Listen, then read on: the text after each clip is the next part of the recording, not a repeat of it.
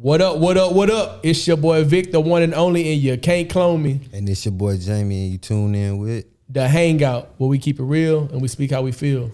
And with that being said, we're going to introduce today's guest. To my left, we have... I am Brianna Monet, actress, dancer, writer, producer. For sure, for sure. So she's very professional. She's very... Oh, yeah. She does this. Okay, so this is going to be a good one. Oh, yeah, so we're going to go and get in the drip check. This is what I got on today, man. I just found this outside, literally. Okay. Got on the black and white, you know what I'm saying, showing the little muscles. Got on the little ripped jeans. Then I got on everybody's favorite, the Pandas. Yeah, they're a little too big, but yeah, they'll work. But anyway, we're going to shift it over. Okay, I didn't know this is part of it, but this is actually great. So my homeboy, he owns this line. It's called Supervision. He's out of LA. These are Supervision pants, Supervision shirt, some Nike sandals, you know. Nice and simple, to the point. Check out Supervision, supervsn.com. Okay, for sure. So, yeah, you know, I'm going to start from the bottom. I got the Jordan 11s, low tops, you know what I'm saying, gray, wolf gray, white. Top, I got the Snoop Dizzy, you know what I'm saying, on the shirt. That's how we doing it today. No, you clean today. Man, I think you hit my bag, I'm always bro. fresh. Your bullshit. shit always terrible, big dog. Nah, you be hating, though. You know what I'm saying? But nah, let's go ahead and get into these questions. You know? Okay. So can you share with our listeners what inspired you to pursue your career in acting? Yeah. So I would say it really started when I was like 6 years old. Okay. I flew to Vegas by myself to visit my grandmother for the summer, and we would just like watch movies all the time. And we were watching this one movie. It's called Pretty Woman with Julia Roberts. And so I didn't know at the time because I was 6, but she was a prostitute in the movie. Okay. But in my like young eyes, I just knew that she was acting. Mm-hmm. And so like my grandmother, she asked me what I wanted to do when I grow up. And I was like, oh, I want to be like her. Not a prostitute, but like an actress. An actress. And so like ever since then, she was like, yeah, you can do anything you put your mind to. And she was like, you're going to go to Hollywood one day. You're going to buy a house. I'm going to move in with you. And then my grandmother passed away that summer. Okay. And it was like just me and her there. So like I felt like it was our dream that I was going to make come true. And then, yeah, just like in high school when it was time to like pick a major for college, I didn't want to do nothing else. So I was like, I'll go to college, but I'm a major in acting. Like it was really all I could ever really see myself doing. So you said you were 6 on a plane? I was 6. Yeah. My mom was working. She shipped me off to Vegas by myself. First flight ever by myself to Vegas. No, you can ride planes. Yeah, now it's 5. Yeah. I just found out now it's 5 years old. You can send your kid. Okay. Yeah. So is it true about Hollywood, like what they say about like, you know, the demonic stuff that goes on?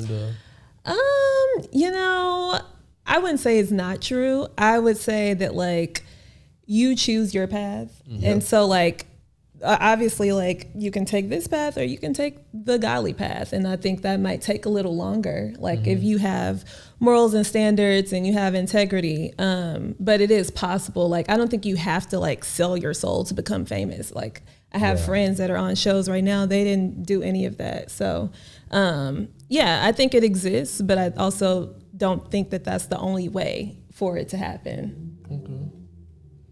I think it's just, as long as you like fully prepared and have your stuff situated and everything in place, I think that. And you stand on your morals and principles. Yeah. Facts. Now there are like many opportunities for you to not do that, but like if you don't know who you are, it's easy to fall into that. But if you know who you are, you know what you're willing to do, you know what you're willing not to do, then you decide your route. So. Gotcha. That leads me to my next question. My next question is, what's that one role you want that you like, I always want to play this role?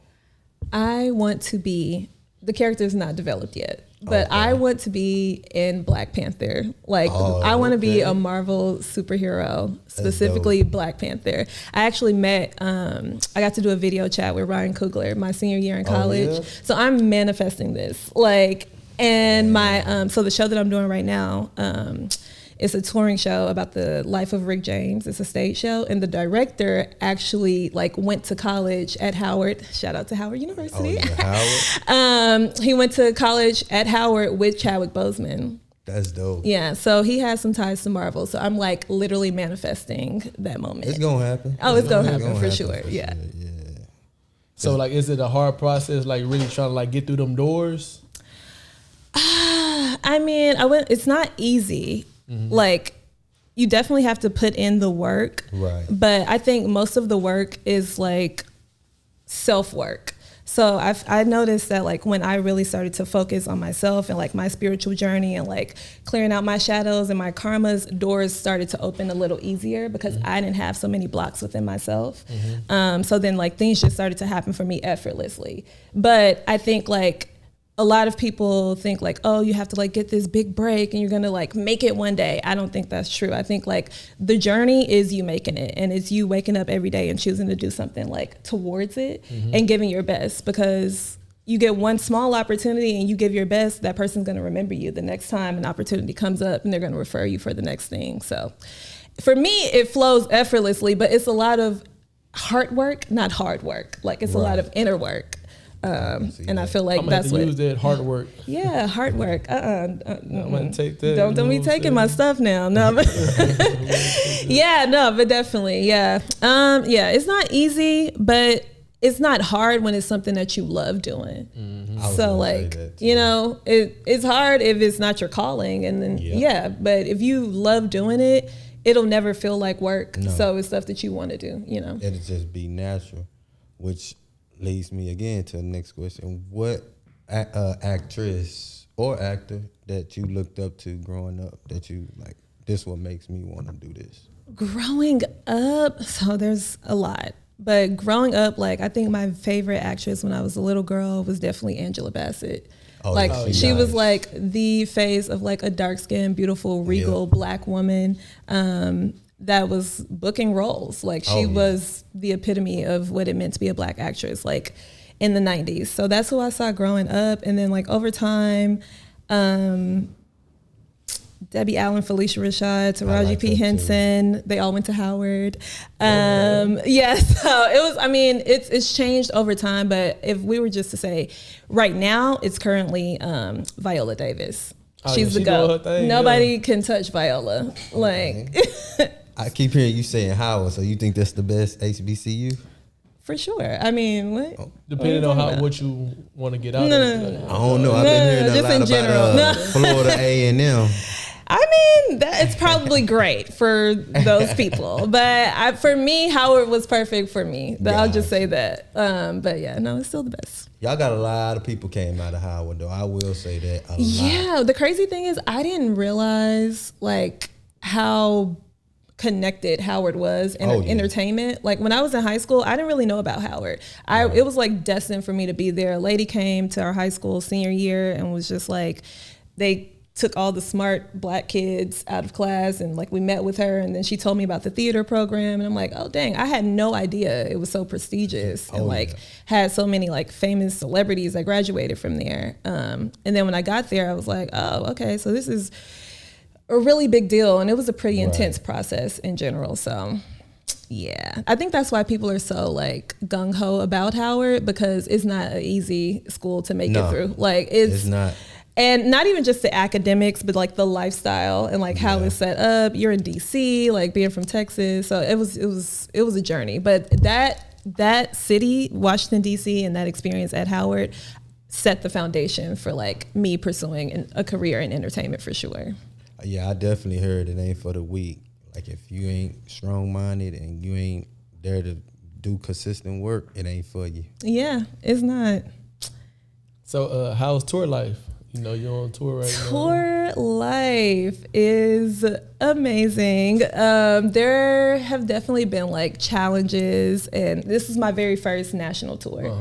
So it was all very new for me. It was like exciting and exhilarating, but then also like a lot of tests, a lot of like unexpected things that happen, like just random stuff. Like one day, one of our bus drivers that was supposed to drive us, I think we were in Philly. We were going to like Virginia somewhere. He just decided he didn't want to drive us no more.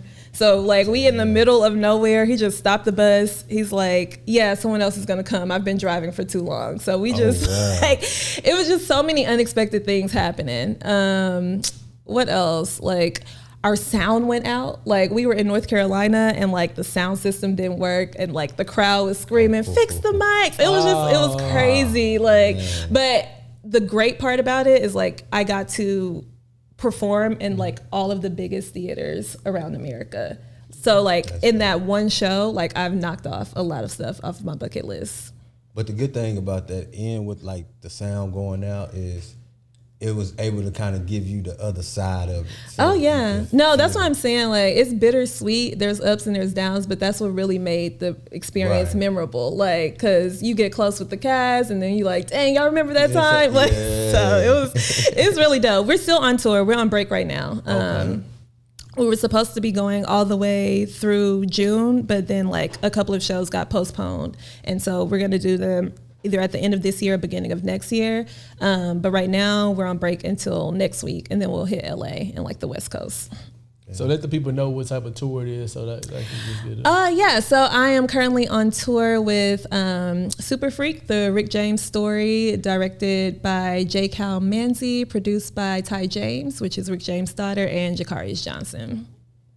Y'all already came to Dallas, huh? No, we were supposed to go to Dallas. That's the one that got postponed. Oh. Yeah, so I flew to Houston and then I was gonna go to Dallas. I was just gonna like spend some time in Houston real quick. And they were like, no, we're actually gonna postpone it. And so we still waiting on those days. We gonna go to Dallas, but like I just don't know when yet. I'm gonna be in the crowd. I know her.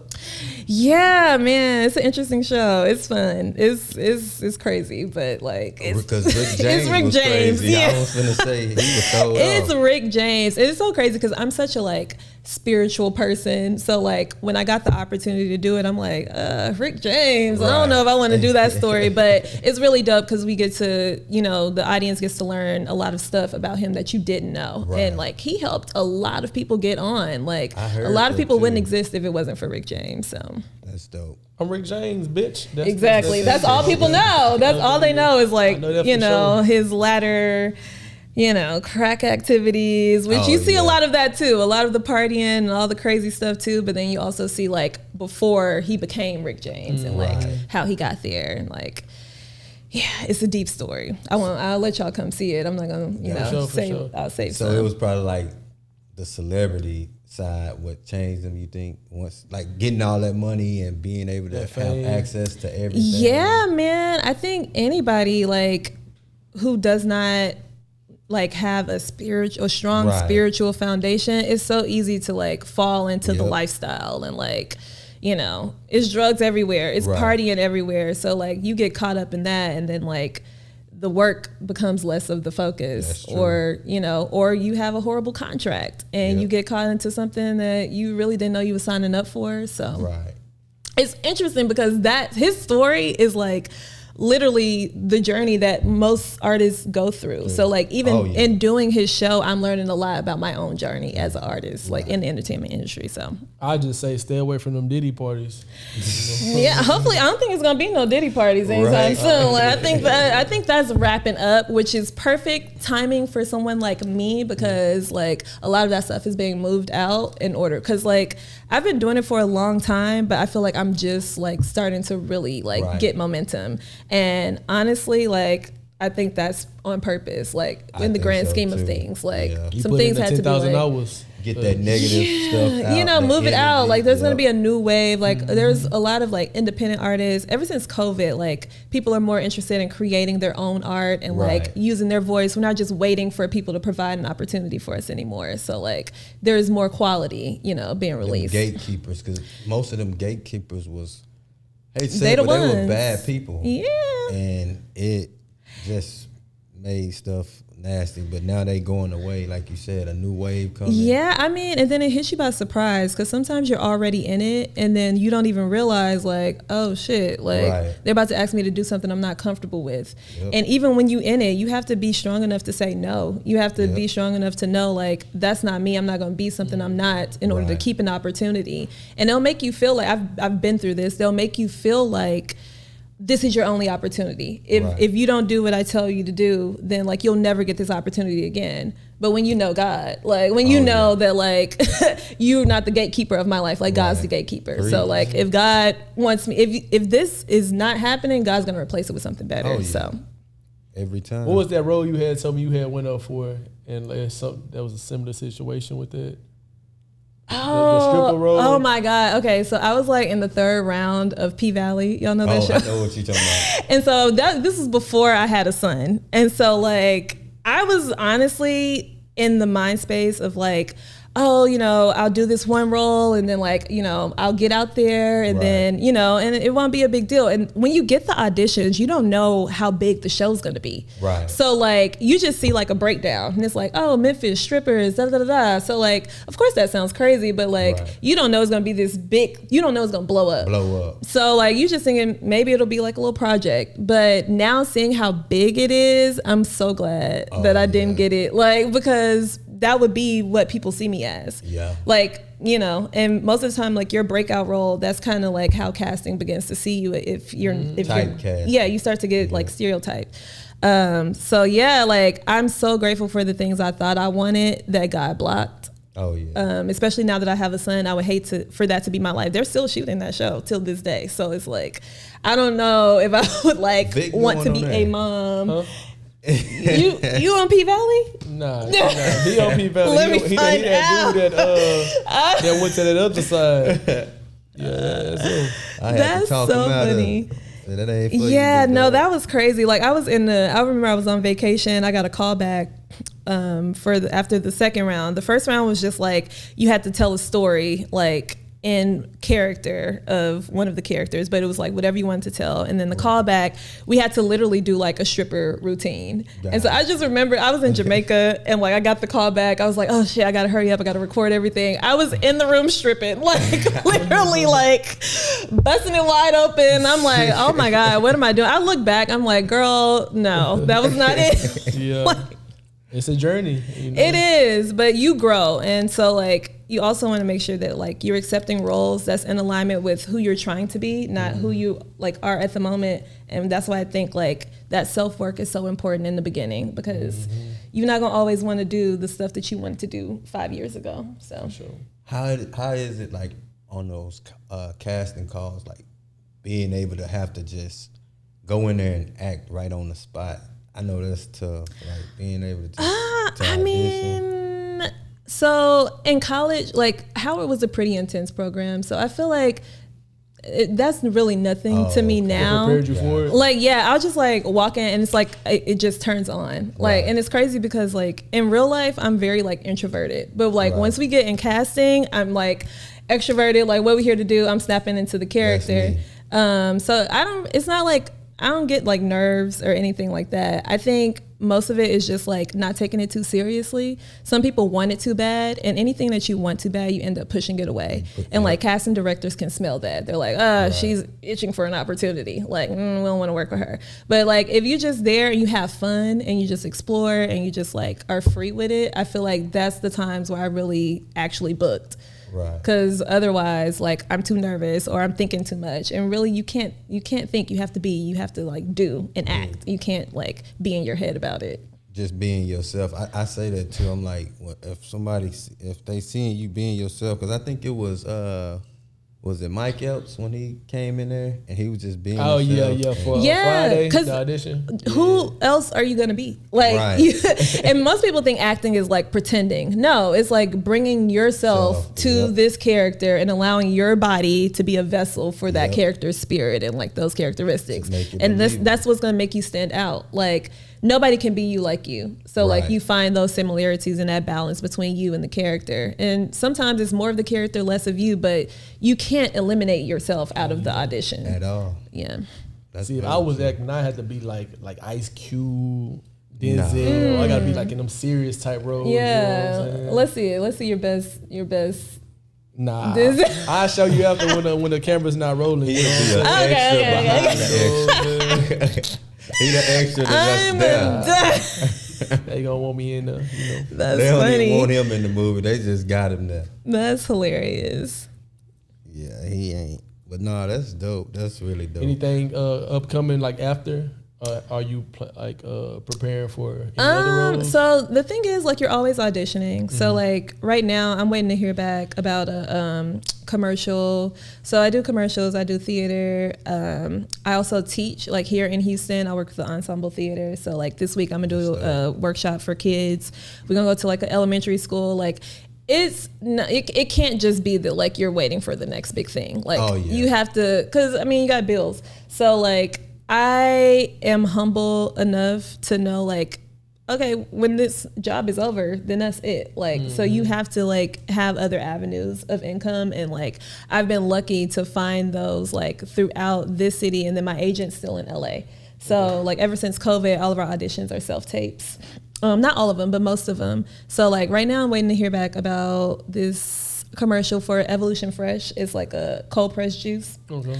So I just did that. I mean, and then like auditions come in all the time. So it just depends on when you book, what you book. YouTube one day, I saw you pop up. You was on the experience, right? Yeah. That was an interesting experience. Yeah. I did that commercial, and this is why acting is so powerful. Like, even in real life, anything you pretend to be for long enough, like that's what starts to manifest. Right. So you have to be careful, like what type of roles and stuff that you do, because it'll like start to happen in your real life. But I did, like Experian flew me out to LA to do a car insurance commercial. Right. While I was there, like Southwest ended up canceling all these flights. That one winter when all the flights got canceled. Oh, I know what you're talking about. So I ended up like just going to Vegas for the new year, Ended up getting to a wreck, like totaled my entire car and had this whole ordeal with car insurance. And the only reason I was there was to do the commercial about car insurance. Like the car insurance wasn't gonna cover it. It was just this whole thing.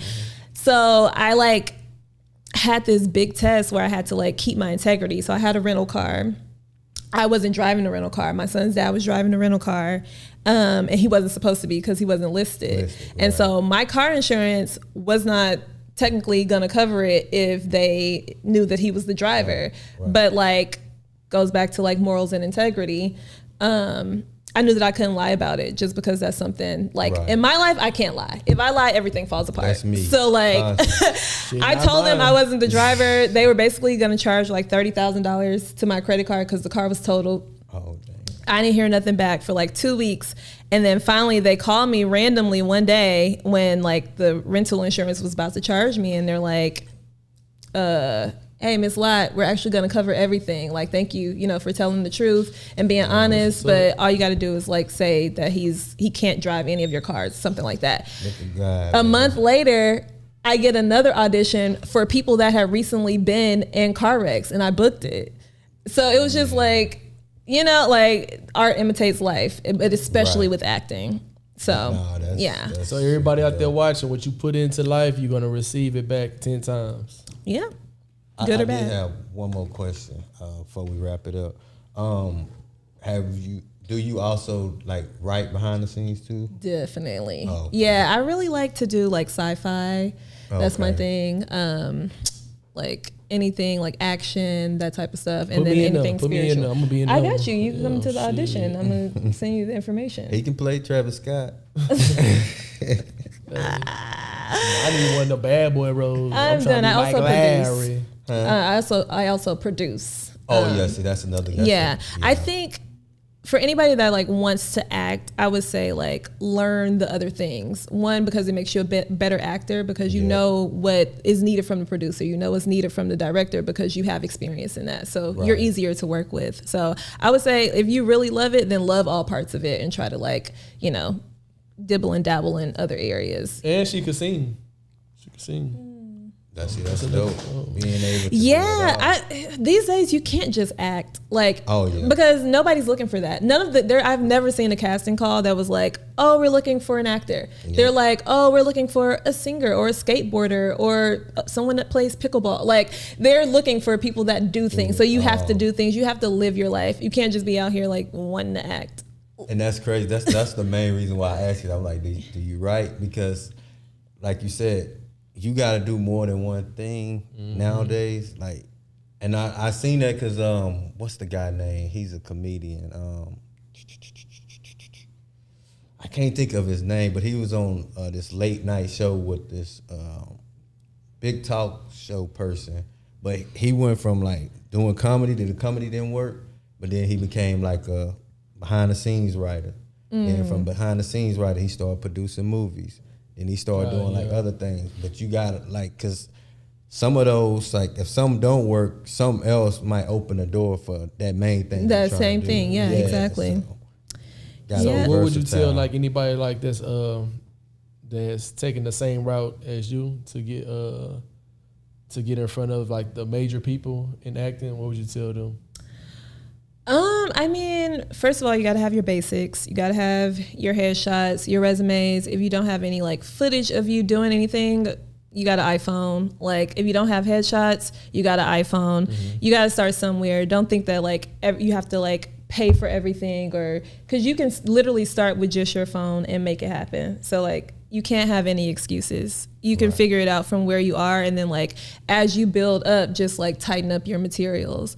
That's the first thing. And then like I would say, even if you feel like you can't afford classes are so important, but like you're in the business of living. So like you can literally choose to watch a movie and just study how those people are doing things. You can go to the park and watch how people interact with each other, because the goal is to be authentic, like as a human. Absolutely. You're in the business of living. So, you know, start where you are and like start with who's around you. Like everybody wants to like work with these big people and but you can create something with your friends. From where you are. And then most importantly, like have that spiritual foundation. Like regardless of what religion you are, or that really doesn't matter, but like have something, have like a routine to where you can ground yourself, where you know who you are, have morals, have integrity, and like make sure you stick to that, and regardless of what happens, because the higher you go, the tests get harder. So like if you don't know who you are, you don't know who to return to when the cameras are off. Right. So before you even get there, you have to like figure out who you are. Exactly. You want to give anybody a shout out or anything before we wrap it up? I'd like to shout out the whole cast of Super Freak. I love y'all so much. Can't wait to see y'all in 2 weeks. And I'd like to shout out my son, Atom, who's actually over there. Also, I'm a mom. Yes, a mom actress is very different from just someone who's like a regular actress. So there y'all have it. That wraps it up. Thank y'all for tuning in. Make sure you like, comment, and subscribe. And there you go. We out. Peace. Bye. All right. You want to get